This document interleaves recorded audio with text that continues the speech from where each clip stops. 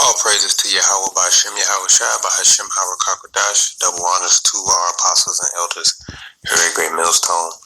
So, in the book of Revelation, the 13th chapter, two beasts are mentioned. The first beast, which is to have 7 heads and 10 horns, that's that same beast that's referenced multiple times throughout the book of Revelation, like Revelation chapter 17.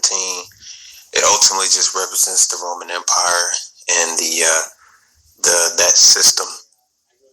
Roman Empire, NATO, and the EU, which is really just a representation of the Roman Empire. In the scriptures, the Roman Empire is referred to as the fourth beast, and the scriptures tell you that the fourth beast is pretty much the end of the world. Yahweh Shai is going to come to destroy the fourth beast with fire.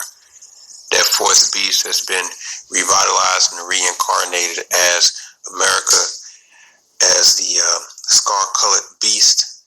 America as the woman that's sitting on the scar-colored beast, and that scar-colored beast represents NATO and the EU, which it all just represents ultimately Rome and their system, okay, especially America. And if you look at how the Roman Empire, how they ruled their government, then it's no surprise to understand that the same type of power or the same type of government that they're trying to establish now, aka this new world order, this system where everybody's under one mind, right, or ruled by a small set of people. Well, if you it's no surprise if you study how the governments operated in the Roman Empire in the past, and you'll see that it's the same thing now. And so this is Revelation 13 and 11. It says, "And I beheld another beast coming up out of the earth, and he had 2 horns like a lamb, and he spake as a dragon." That beast is talking about America, and he says he had 2 horns like a lamb, meaning he comes. A lamb is a docile creature, is harmless, so he comes with the appearance of a lamb, but he speaks as a dragon. So he comes in basically the appearance of a devil. He comes, he looks harmless, he appears as if he's seeking good, but when he speaks like a dragon, like a serpent, like the snake that he is. And the Roman Empire had 2 pretty much sects of people, which were called the plebeians and the patricians. All right, you just look it up. It says Roman citizens were divided up into 2 distinct classes, the plebeians and the patricians. The patricians were the wealthy upper class people. Everyone else was considered a plebeian.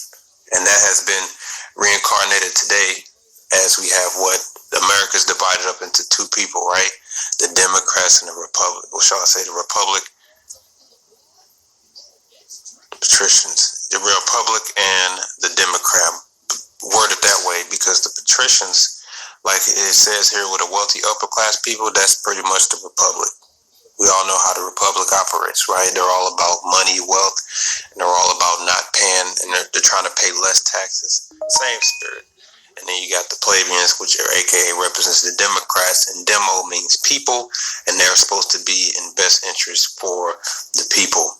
Now, the reason why this is important, because again, these are 2 horns, but they're a part of that same beast. So you have what you call control opposition, which just means that you can play this game. Well, I'm going to side with the Republic, I'm going to side with the Democrat, but at the end of the day, they all represent that same beast. They're attached to that same beast. So what's the point of these? Well, the point of these is to give the people, there's the deception to give the people the illusion to believe that they have power. This is why no matter how many times you vote, no matter how many times you vote, the same result ends. It results in the same result, the same product. That's why there's always the same presidents. It's always been so-called white people, but there still hasn't been a single Israelite president. Barack Obama is not one of our people. He's actually from a descendant of Ham are the so-called Africans. There has never been a so-called Negro, Latino, or Native American president in America. But this idea of voting, getting involved in politics, being a Democrat, Republic, calling out the left for this, calling out the right for that, two wings of the same beast, two horns of the same beast, the left and the right, the Republican and Democrat. It's all an illusion to have you believe that you have power and that you have a power to change. That's why we don't really deal with politics. We can study it, but we understand the macro sense of it, that they're all a part of the same beast. So that's just Rome being reincarnated again in the sense of Republican and Democrat. And he says, and he spake as a dragon. Exactly, they speak as a dragon because they have one goal in mind, and everything is pushing towards that one goal. If this was truly a democratic society, if this is truly based upon democracy, you would think that this power would be overthrown by now, but it's not. Verse 12, he says, and he exercises all the power of the first beast before him, which is the Roman Empire, and causes the earth and them which dwell therein to worship the first beast, whose deadly wounds heal. That deadly wound being healed was the Roman Empire. It was being wounded, starting with, you could say, Septimius Severus, during the end of the Roman Empire, and they were Esau, Edom, which is known as the devil, was oppressed for 1,000 years. He was silent for 1,000 years. That's what they call the Middle Ages. And his wound being healed was during the Renaissance period. That's where they came back into life. And that's why it's called Renaissance, aka rebirth of who? The Roman Empire. And that's why you can look up, there's countless books and articles comparing the similarities between Rome and America, and how everything that America does is just a copy of Rome.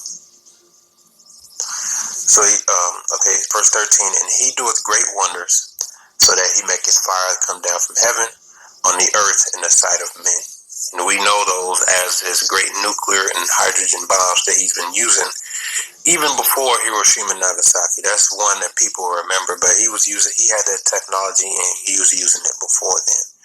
And Hiroshima and Nagasaki, which was a destruction of those cities using nuclear bombs, essentially ended World War II. So that's how much power that they had. Verse 14, it says, and deceive them that dwell on the earth by the means of those miracles, which he had power to do in the sight of the beast, saying to them that dwell on the earth, that they should make an image to the beast that had the wound by a sword and did live. So what is this image? This image is just the system of the Roman Empire. And they're pushing towards what we call a New World Order system, which is all just the same as the Roman Empire, the New World Order. It's not Caesar Borgia, because you'll have some Israelite groups say the image is the image of Jesus Christ, Caesar Borgia. Well, that can't be true, because if you look at where the society is headed towards today, the society is pushing what they call religion out the window. We're getting to a point where the scriptures is going to be illegal to teach the Bible. They're already doing it. They already teach certain churches that it's illegal